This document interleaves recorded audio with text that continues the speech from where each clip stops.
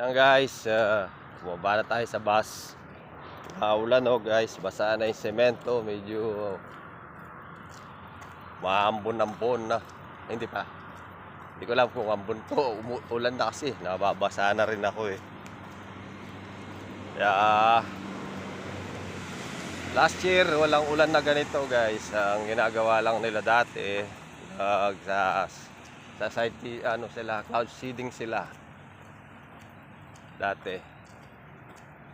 Ayan guys, makikita mo guys, basa yung telepono, naulan, pati yung jacket may mga bakas na. Kagaya sinabi ko isang araw, umpisa nang lumalamig. Ayan, medyo na bago ang klima kasi umuulan. Lalakad tayo na makancel yung lesson ng mga estudyante dito sa amin para medyo easy ang trabaho kasi sila, nasa field sila.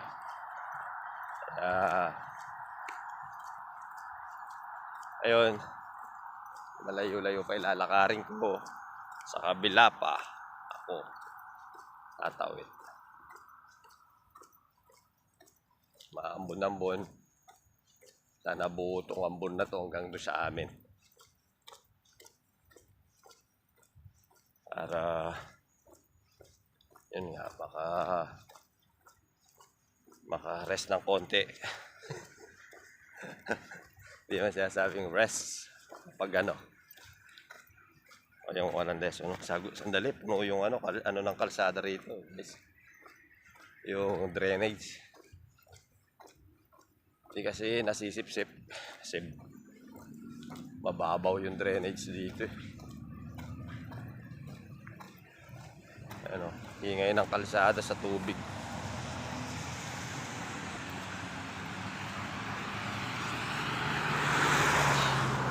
Dahil basa yung kalsada, maingay guys.